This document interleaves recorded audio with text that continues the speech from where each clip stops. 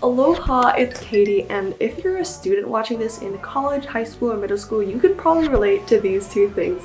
Number one, you probably have a lot of work to do and you're procrastinating like I am because it's 1:30 a.m. and I still have to finish my math homework, my CS homework, and number two, you're looking for a way to get fit quick because you know that school and academics takes up a lot of your time, but you still want to look and feel good. So lucky for you, like the lazy person I am, I found ways where you can easily stay fit. Before we start this video, I also want to make a disclaimer that this video is sponsored by Victoria's Secret Pink. What? Honestly, when they asked me, I just didn't believe it. This is the first sponsored video I've done in a year.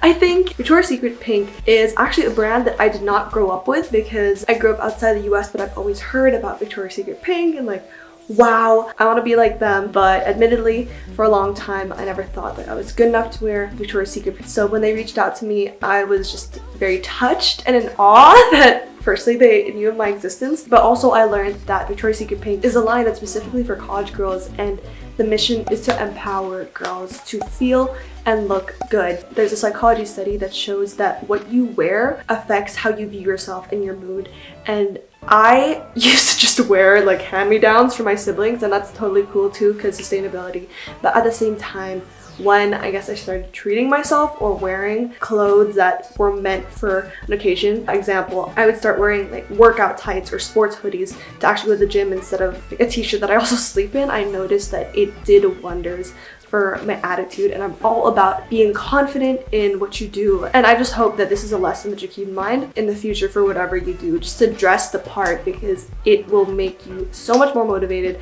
And I have felt that when I've been going to the gym in Victoria's Secret Pink or when I've been using their lounge to just treat myself after a long day of college. It's very versatile and functional. Like I've gotten a lot of compliments for my leggings actually from my friends because some of them are supposed to make like your back really flattering. Don't even get me started on how amazing the bras are. Now, I don't normally talk about like innerwear or lingerie because I'm pretty conservative on my channel, but let me just tell you that it's the first time I ever tried Victoria's Secret Pink bras and I just felt like boss, whatever. Also, they have really solid college accessories like backpacks, which have so many zippers. This one especially is a campus backpack made for college students. The only thing is I admittedly don't use cheetah print. I'm gonna shut up now, but if you want to check out any of these products or their line, I will link it down below. I highly encourage you to check it out. And of course, to keep it real, thank you for this opportunity to be recognized by brands that I never thought I would work with, but here I am. So thank you for your support, and let us now get into how to stay fit and lose weight while you're in college.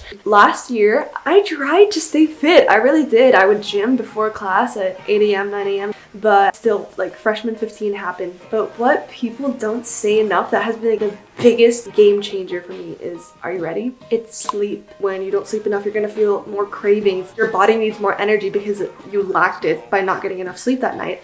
And at the same time, your body decreases another hormone called leptin, and it is a satisfaction hormone. So number one, you will crave more junk food, more fatty foods, because those give you quick energy, and at the same time you're not going to be satisfied by those foods, so you're just going to keep binge eating.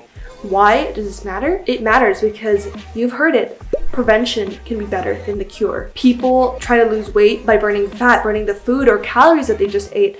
But what if you stopped yourself from even getting to that point where you had to burn the fat? You just stop so you don't have to work out after to burn it off. And when I made that realization, it just changed my life because as college students, we thrive on caffeine, energy drinks, and all these other sources for energy when we have the best natural source, and that is sleep. Consumer culture just tries to sell you a lot of products so you can buy and add to your lifestyle, but what we are missing is the fact that sometimes subtracting things helps us get to our goal. It's about how you can do more with less.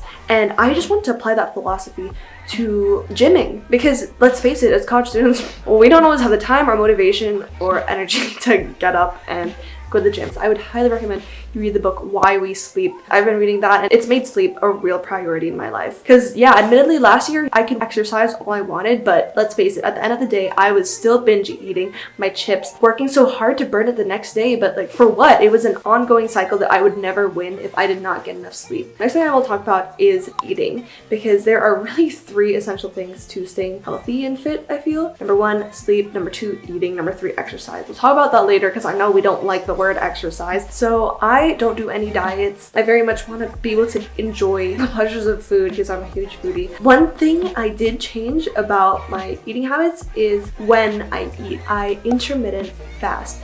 So intermittent fasting is when you eat within an 8-hour period and not eat anything for the remaining 16 hours. The idea is that if you restrict your food eating times to an 8-hour period, your body is going to improve its metabolism because it sinks in with your eating routine and knows that it's gotta digest food much faster within that 8-hour period. It also helps you lose weight and burn calories a lot more productively. So my eating period is 12 to 8 p.m.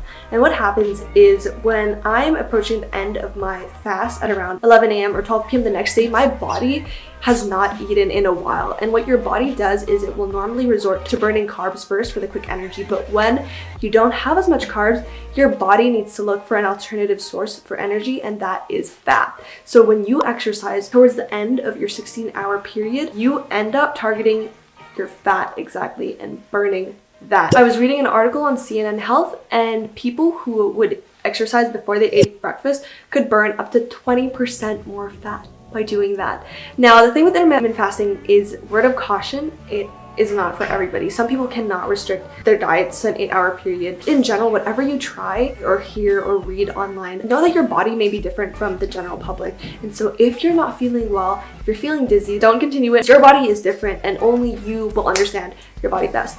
Another thing is, I know 16 to 8 hour ratio is pretty difficult to maintain, and I'm not gonna lie, I'm not perfect on it. If you still follow this fasting period 5-6 days out of 7 days in a week, you will still reap so much more advantages compared to if you just didn't follow it every day. So in a way, like, you can store up your brownie points for 6 days by following the fast, and then on the last day you have leeway to, I don't know, treat yourself a bit because you've been doing great for the previous rest of the week. If you're thinking of trying this, I would ease into it slowly. So when I was struggling to cut it down to the 8-hour period, I would expand it to like 9 or 10 hours first. And I think for girls, you can do 14 to 10 or 15 to 9. It's harder in the morning to battle, but I just drink a lot of water and try to suppress like the hunger because I realize it's not really hunger. I mean, you have to be the judge of that, but if my stomach is rumbling a lot, then I will just eat. I'm not gonna like wait it out 9 more minutes because it's still 11:51 and it's not 12 yet, you know. It's about listening to your body and responding to it. Another thing that girls specifically don't realize is lifting weights sometimes burns more than cardio does. I know we grow up with the narrative that, oh yeah, you should just go on the treadmill, you should run. You know, we just grow up with the mindset that we gotta do cardio, we gotta sweat it out so we can burn all that fat. But what you don't realize is lifting weights also burns a lot of fat, and here's why. When you lift weights, you increase your lean muscle mass. There are 2 key ways to burn calories, and that's through muscle and fat. So burning calories through muscles can actually be more effective because your muscles are more metabolically active compared to fat. The more lean muscle mass you have, the more calories you are burning at rest. And this is why you'll notice that guys can eat so much more than girls and not get as fat. It's because they have so much more muscle. Like, physically, we girls cannot have as much muscle as other guys do. Also, after you work out with lifting weights, it increases your metabolism in the short run. For example, instead of 60 calories, you're burning 70 after you do a workout. Things to keep in mind though is typically you should lift weights after you've eaten. For me, I try to do my cardio and my fat burning before I eat. If I'm trying to gain muscle, I will do it after I eat so I have more energy and won't like collapse or faint. You gotta eat a lot of protein to repair your muscles. Just always be drinking water. And remember, it's good to push yourself so that you grow, but do not overextend yourself because that's when you might get injured. You might create long-term negative health benefits. I hope you guys found it helpful because these were such game changers to me. And ever since, I've been feeling so much healthier. I feel like I maintain my body much better by following this. And again, I just feel so much more confident and happy with myself. And I hope that when you start this journey, you will too. Before you go, please give this video a thumbs up, and I'm only a DM away on